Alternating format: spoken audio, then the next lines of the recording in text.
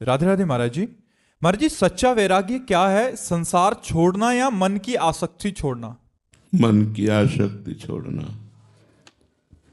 आसक्तिहीन मन अगर वैश्यालय में भी बैठा हो तो कोई फर्क नहीं पड़ता, और आसक्ति युक्त मन यदि जंगल में भी रहे तो भी वो बंधन को ही प्राप्त हो जाएगा।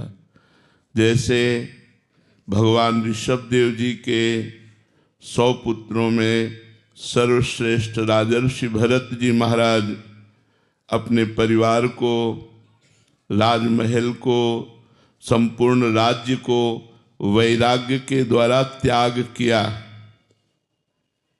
पर मन की आसक्ति का त्याग नहीं हुआ।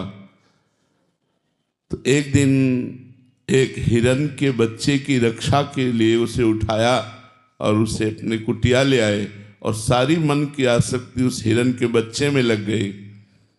तो अगला जन्म उनका हिरण का हुआ।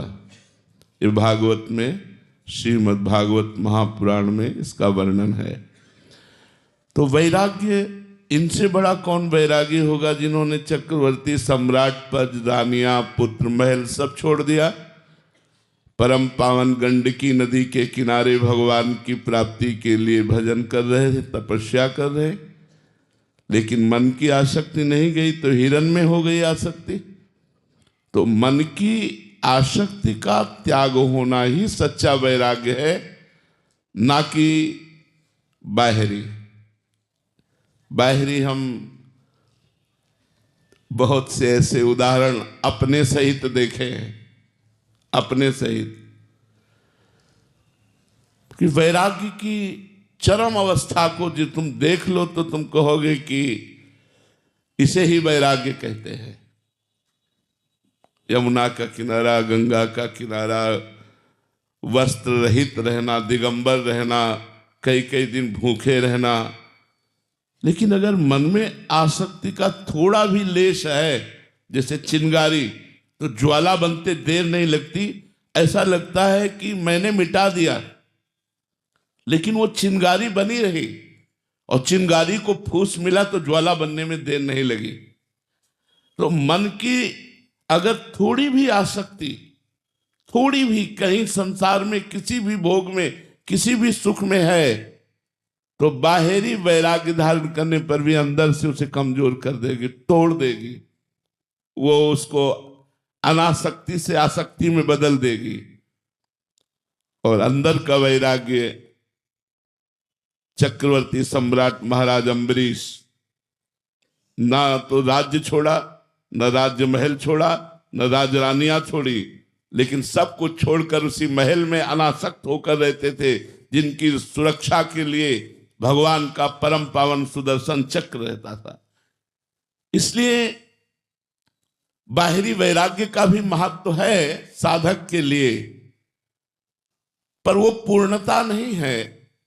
पूर्णता आंतरिक त्याग का नाम है, आंतरिक आसक्ति नहीं है। और बाजार में बैठा हुआ तो समाधिस्थ है। अगर आंतरिक आसक्ति का त्याग नहीं हुआ तो गुफा में बैठा हुआ भी विषयासक्त है। हम बाहरी वैराग्य की तुलना में गुफा वाले को श्रेष्ठ कह सकते हैं। कोई यमुना किनारे रहता है, वो गंगा किनारे रहता है, वो हिमालय की गुफा में रहता है, लेकिन एक अनासक्त घर में रहते हुए भी उस ऊंचाई को छू लेगा जो एक बाहरी वैराग्य धारण किए हुए अंदर से आसक्ति रखने वाला कभी नहीं प्राप्त कर सकता। तो खास बात है, सावई मनः कृष्ण पदारविंदयो, मन का भगवान के चरणों में लग जाना, अन्यत्र सबसे लगाव हटाकर एकमात्र प्रभु में लगाव लग गया तो आप गृहस्थ में रहते हुए भी संत हैं। भगवान श्री राम विभीषण जी को संत कहते हैं। विभीषण जी ने बाहरी कोई वैराग्य नहीं धारण किया था, लेकिन अंदर से पूरे अनासक्त महावैरागी। रावण की राक्षसी पूरी लंका में रहते हुए भी ऐसा भगवान से आसक्ति कर ली कि भगवान देखते ही कह रहे, तुम सारीखे संत प्रिय मोरे, धरऊं देह नहीं आन निहोरे। तुम्हारे जैसे संतों के लिए मैं अवतार धारण करता हूं। विभीषण जी को जब रावण ने लात मारी तो विभीषण जी ने कहा, तुम पितु सरिस भले ही मोहि मारा, राम भजे हित नाथ तुम्हारा।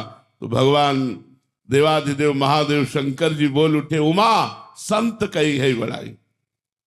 भगवान शंकर भी संत कह रहे हैं और राम जी भी संत कह रहे हैं विभीषण को।